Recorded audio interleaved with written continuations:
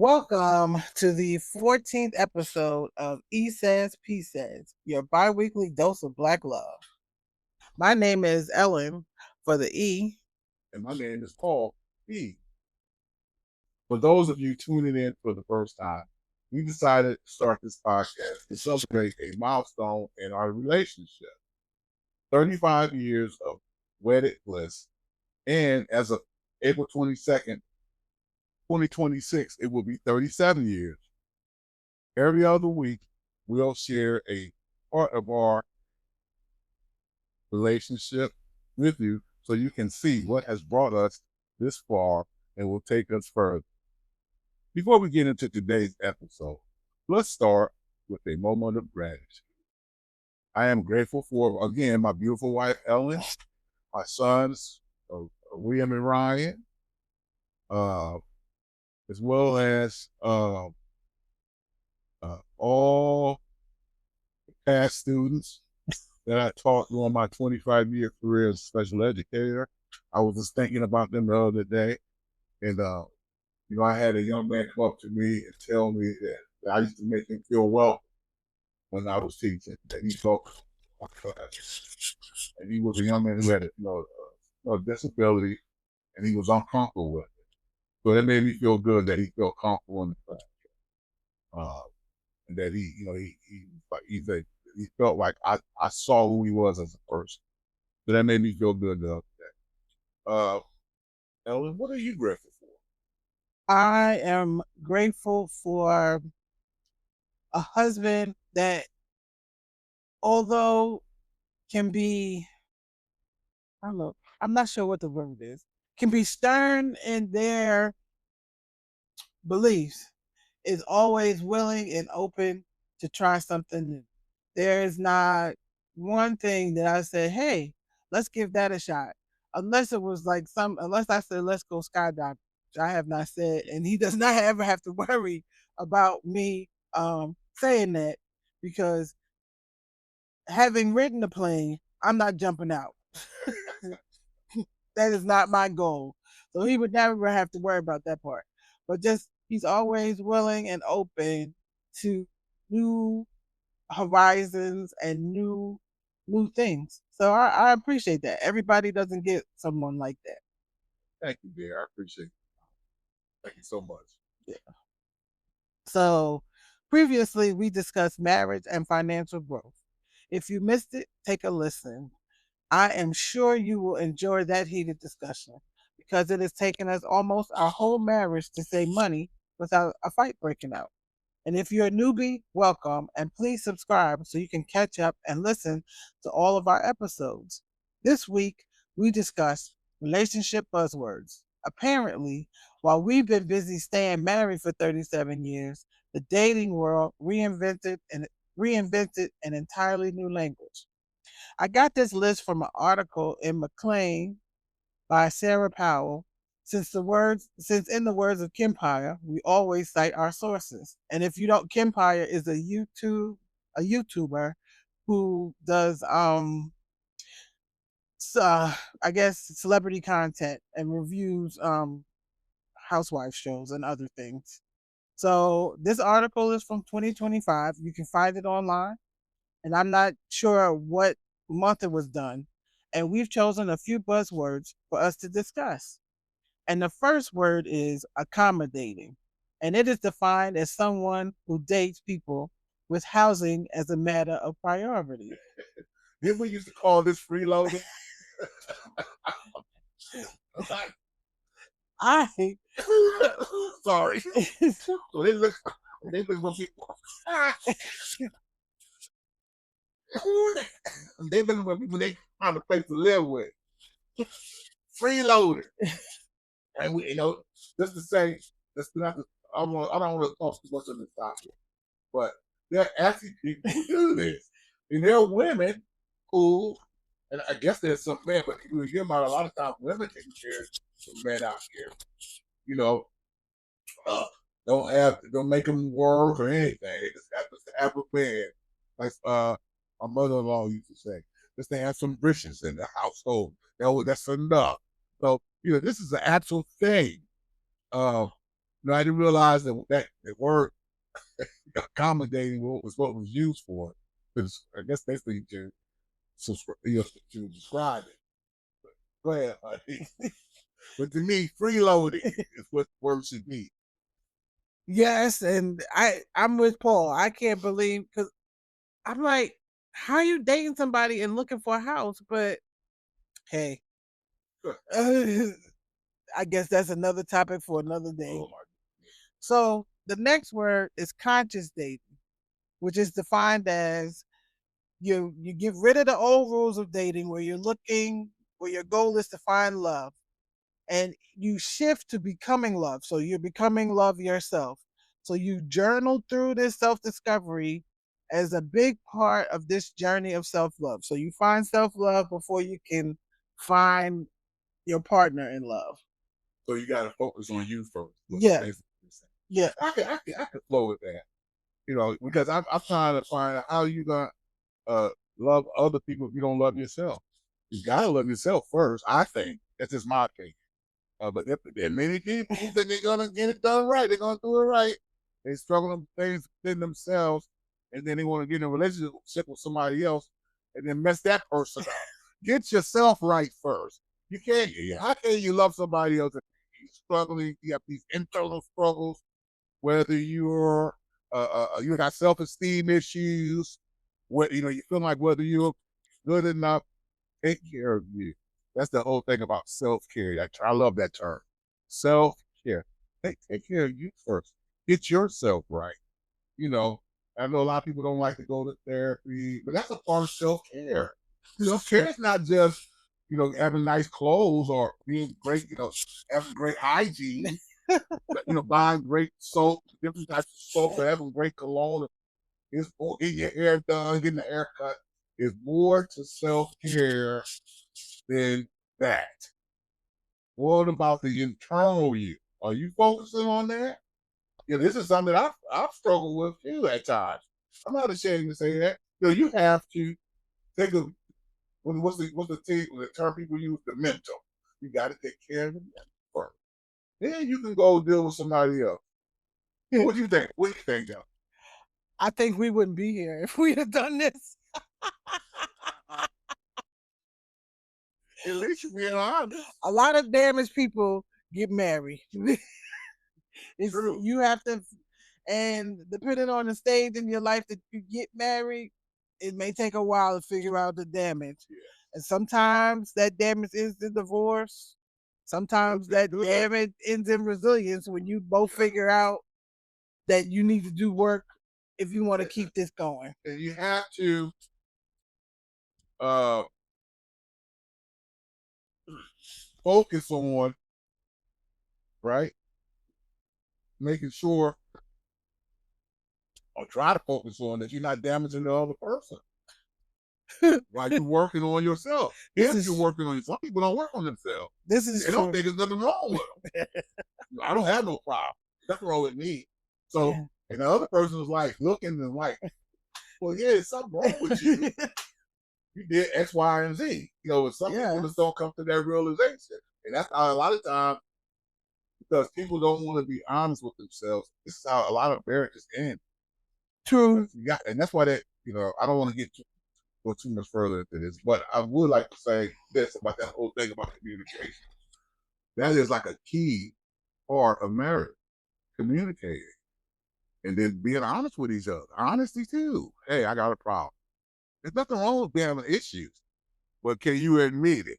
Or are you going to be what I call have this staunch attitude? Nothing's wrong with me, and your mate tries to talk to you, you don't want to talk to him. You're real standoffish, and you just you don't think anything is wrong, so you're not gonna talk about it. I'm not gonna talk about it. Okay.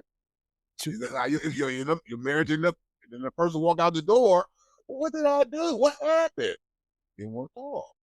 And so sometimes people just look, they get tired.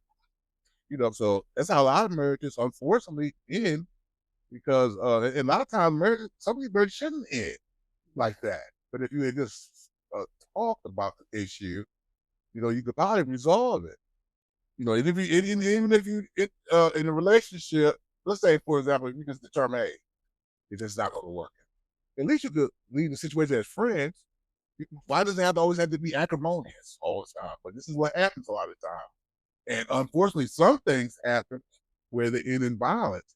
And this is definitely a no-no. We don't want that. No, I When we're in a domestic violence situation, whether it be from a man or a woman, because people are just so I call it just like a rigidity. Maybe this is a term using. I don't know if it's ever been used. I call like maybe this term a mental rigidity, where they just don't have the flexibility to talk about certain things. So a lot of these things could end up in domestic violence. People can get hurt. And violence is more than just physical violence; it's also emotional violence. So this is something to be aware of. I know a lot of times people don't. It's a little touchy. It's a little touchy. People don't want to talk about it, particularly the Black community. But with all these things that I'm seeing, I'm going to lift off the rails now. But I got to talk about this. Sometimes, God gives me a certain spirit. If that's what we're gonna go with, go ahead with God's spirit. So with all these things happening, there's a lot of domestic, right? A lot of different stuff that it's a lot of frustration boiling up. And if people are not talking, not communicating, and now this is what we're seeing. This is the outcome of it. Okay. Yeah, I will agree, and it's not just impoverished levels. This is happening at all economic levels, which is quite disturbing because I won't say money is supposed to fix everything, but you just figure as you're growing in life that money would take some of these stresses off, but it seems like it makes it worse for others. I think a lot of times that's the misnomer in our society that money's supposed to be the panacea for everything, and money is not. Money is not the panacea for everything. We're proud of a lot of stuff. A lot of times, people be worried about. Look, take it from me. Somebody's been in the hospital several times, almost died a couple of times. I think I almost died 3 times. Now, and I'm saying, you know what? I didn't even think about money. Every time I was in here, you didn't think about that. You know what I thought about? My wife, my sons. That was the last thing. I don't even think I thought about money at all. And I was about to leave the world, right? So I found out, knock on wood, but if I have to move tomorrow, we'll be okay. People focus too much on that money. Okay? Because we live in a world, a capitalist society. And, hey, money, you got to add money. That's what you keep hearing. No. More than life. Shouldn't even argue over money. Me and my wife, I think about some of the arguments we don't watch that. And it wasn't like that major. But even sometimes today, some things are stupid. So you can get money. You can't get your wife back. You can't get your husband back. Once they're gone, for the most part, it's gone. So you can but that same stuff you were arguing about, that money, you can put that 2 weeks from that argument, you can get that same amount of money back. Whatever it was. So think about that. True, yeah. And then the other part that you were saying about the taking care of yourself, there were so many people lined up when they opened the courts for divorces because during the pandemic. Yeah, during the pandemic. Right. Because a lot of people, and I even spoke to some customers in the job I was working with at the time. One lady was like, I was looking at apartments virtually, and she said, it's amazing what you will put up with when you don't have to see this person daily. And when I say see, I'm saying see and like be in their presence. Like a lot of people have jobs in their families where they're going out in the morning at 7:00, they're coming back in the evening at 5 or 6:00, or they're coming in, one is coming in later than the other. So you're not always passing each other. Dinner is cooked, one eats, the other eats, kitchen is clean by whichever party, and you go to bed and you continue with life. But when the pandemic happened, you were stuck in this house with somebody that you had issues with that weren't being dealt with, and you kept having to walk past them because everybody was working in the house. So because me and my husband, we during the pandemic, we were cracking up. We were like, "Why all these people breaking up?" Oh yeah. But mind you, we did our work many years ago, and it didn't bother us being in. Us, we love being in the house together, as long And we were friends first. yeah. So that's some people get married, they're not that. They weren't friends. This And is when they got to be around, had to be around each other, it just wasn't working out. nope. I mean, so you're not friends. If you're not friends with your spouse, and you have to be in the house with them, you can't. It's not gonna work, and it didn't work for many couples. Or those habits, those niggling habits that they have, Right. it's like they bother you. Yep. Because you have to see it every day now. It's like you're not leaving the house to go to work. You can't run to the gym. You have to look at this every day. And when one of the customer I was speaking of, she had her bag, she was going. He was like, "Where you going?" I was like, "Lord have mercy, that man done set up in here. You done told him what's going on, and you packed up and rolled out." And he finally said, "Where are you going?" That's how I guess disconnected some people are. It's unfortunate. By that point, it's too late. It's yeah. I was like, wow, that's a lot. But that brings us to a more a somewhat more happy topic. Yeah. Our third word is cuffing season, and I'm quite sure everybody knows that definition. We've known that since we were in college. And it's getting cold out, and the singles are scrambling around for somebody to shack up with exclusively for the chilly holiday season. That's right, folks. It's cuffing season. All there's like clockwork. It was like, ooh, oh, it's time for the coat to come out. All of a sudden, you see people. It's like, who she talking to? Oh, yeah, it must be about that time. It's funny talking seasons too when I was in college, and even my son talked about that. William, he was on one that, but that happens. It even happens out here in the regular world. Not just in college. You be walking around and be like, "You going with him? You going with her?" Yeah. They on Facebook posing. And it usually always happens. And then all of a sudden, when it starts getting warm, and all of a sudden, they broke up. Just that, so it's funny. Talking seas, I love it. What's our fourth word here? Daterview, which is defined as a date in which you are interrogated on your career, earnings, prospect, visions, goals. Sheesh, that was like a job interview or Daterview. Am I right? Yeah, I know a lot about this. I can talk about this. Oh my goodness. She will remain nameless, but this one has a beautiful aunt. And I remember going for Thanksgiving, and yes, she introduced herself and told me who she was, and she asked me what was my future, what was I planning on doing after I graduated. And at that time, I said to her, "Well, I want to get my PhD in English." And she said she responded, "There's not a lot of money in that." Well, and I just looked at her. I was like, "What?" You all right? Yeah, I'm just remembering. Excuse me. And she said, "There's not a lot of money in that, being an English professor." And I thought about it. But, that happens. Sometimes, too, when you get interviewed for data review, I like that word, data review. It does kind of make you rethink what you're going to do, depending on the comments that you get, or responses that you get to what you say to a person. That's interesting. Well, our relationship is proof that the dating doesn't have to come from the party that you're dating. It can come from their family members. Yeah. However, I did let him know when we went to Thanksgiving that first time. I said, there'll come a point. I said, I can't tell you when, but we'll get separated. I said, my aunt will corner you. And I told him to watch out for my oldest aunt. I thought she would be the one that would really be going in, but surprisingly, it was not her. It was like my fifth oldest aunt, my aunt from DC.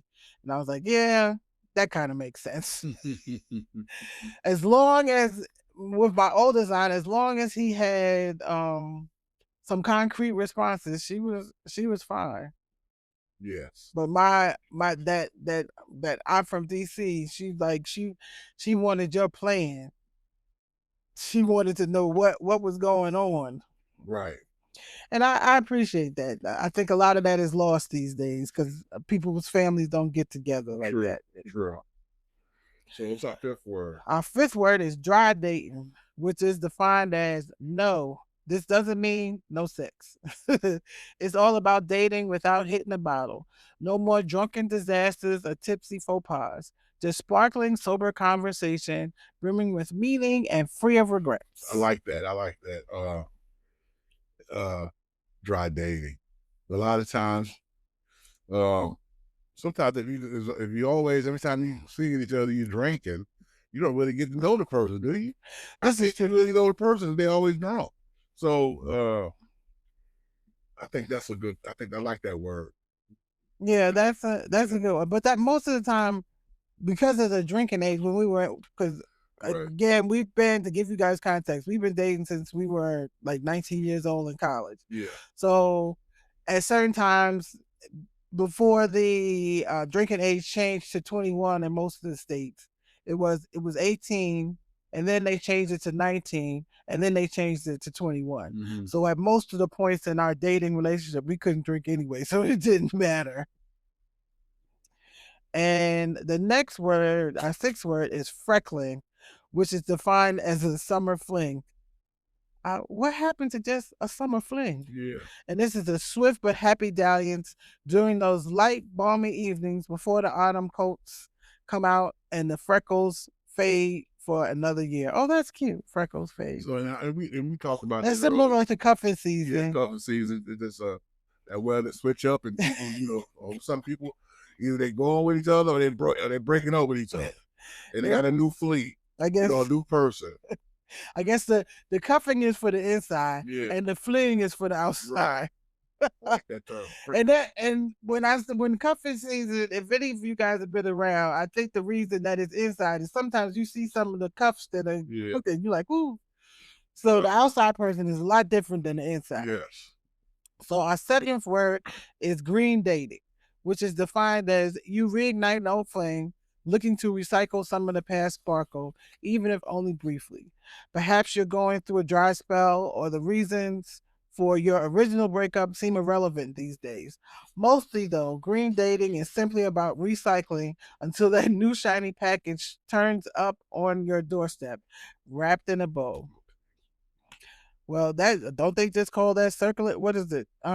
Circling around the wagon. I call it Circling the block, or what is the word that I don't know, but I tell you, y'all know what the if y'all know what the word is, I'm missing it now, but it'll come to me. But this does happen. Circling the block, or because Nelly and Ashanti and all that kind of wonderful stuff.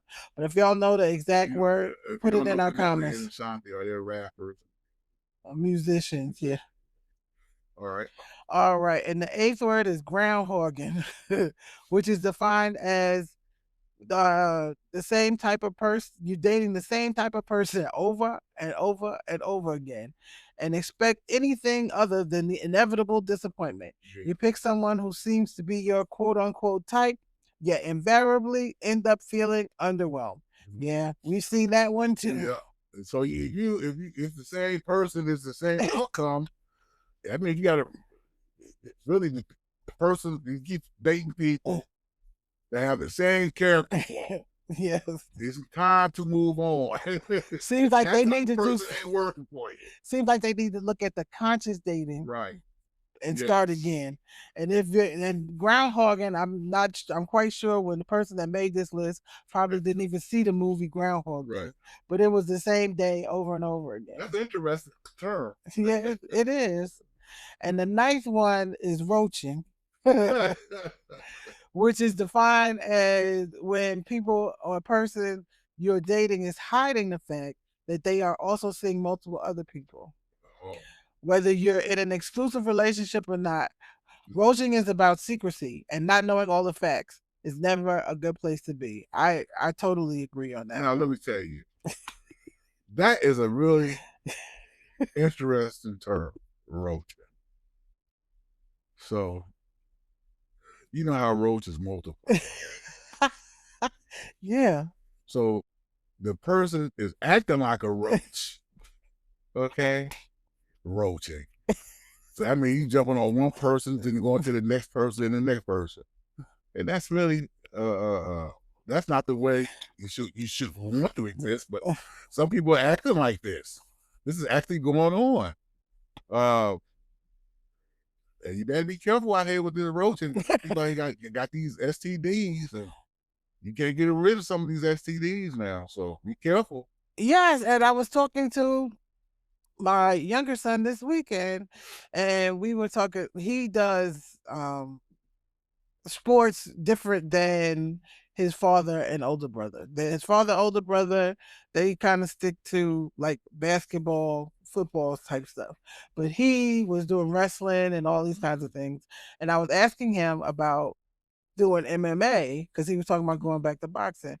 And he told me about mad herpes. I was like, what? He said, yes, mad herpes. I was like, oh my God.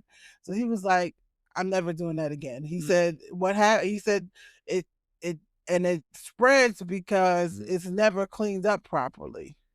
So, you know, anybody that's done any athletics in schools or whatever, make sure everybody's cleaning these mats properly and making sure that they're rubbing them down with alcohol or whatever and letting them dry. Because I think he was saying that's the problem. He said, and then it gets like it gets in the mops and everything because you know sometimes people mop the mats and all these things and nobody is treating what they're using to deal with the mats. So, whoosh, it's rough out there. Yeah. All right. What's our main topic? Give me the last. Our final topic. Our final word is one that we can enjoy. Situationship.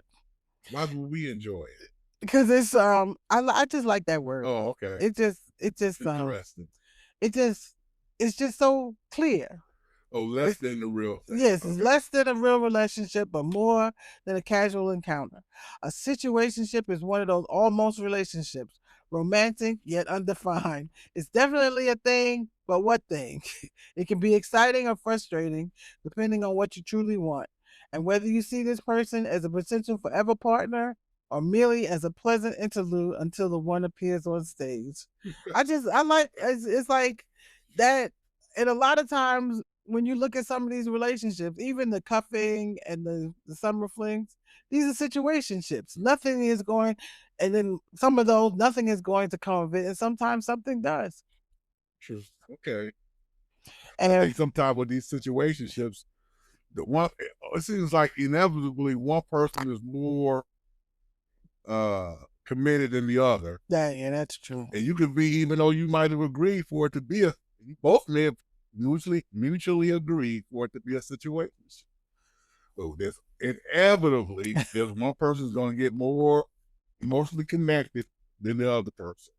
Yeah. So it's something that you have to be just be aware of.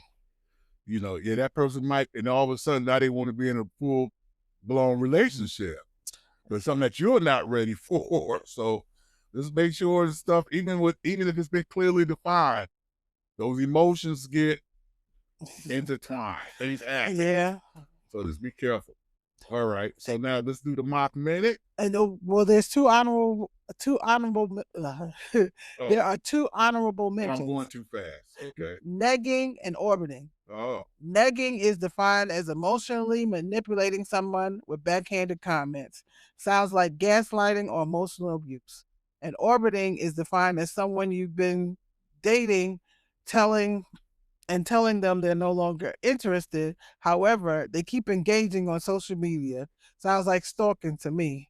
So I think negging is something Paul was talking about with the abuse part when we were talking about conscious dating. Yeah. But this orbiting, yeah, sounds like stalking to me.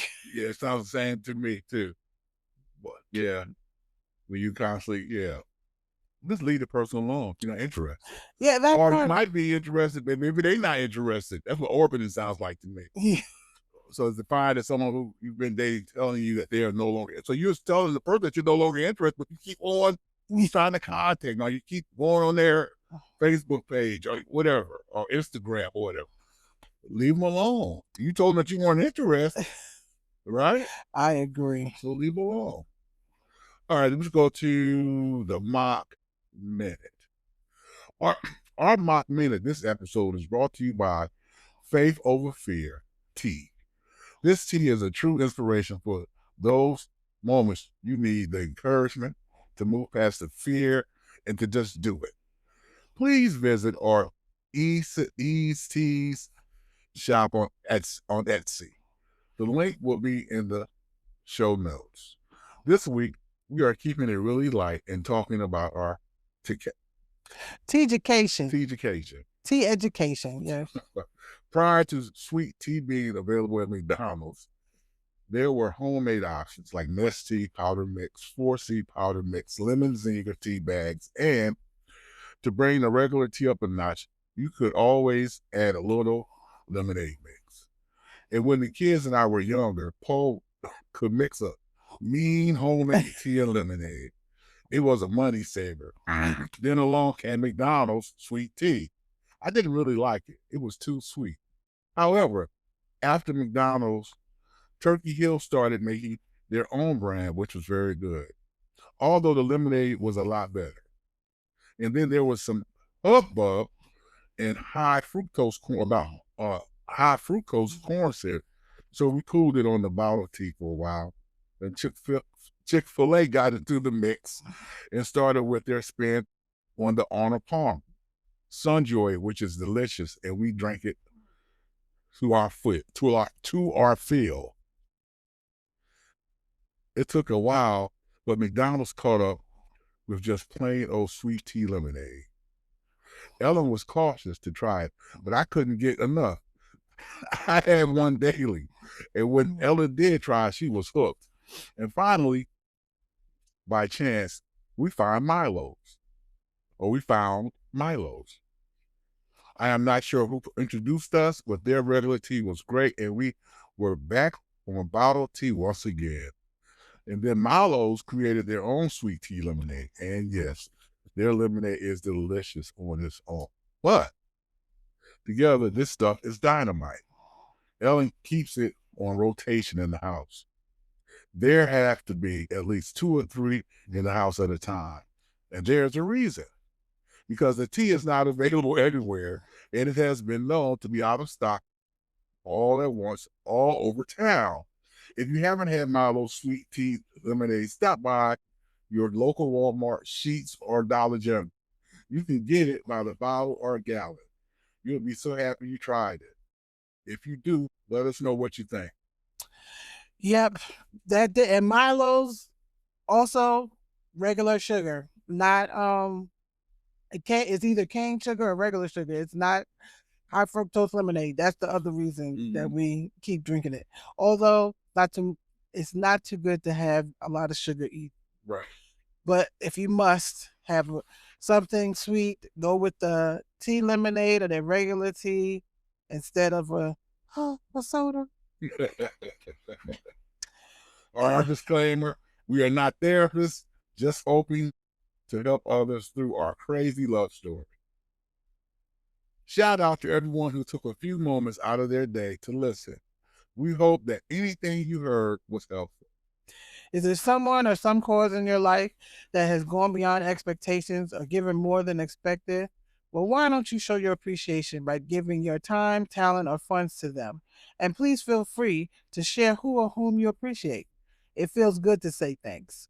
Or you can send a note or leave one on our social media platforms or our email, mockmediagroup4@gmail.com, to thank someone you know working hard at whatever it is that they do that is making lasting change in their field or world.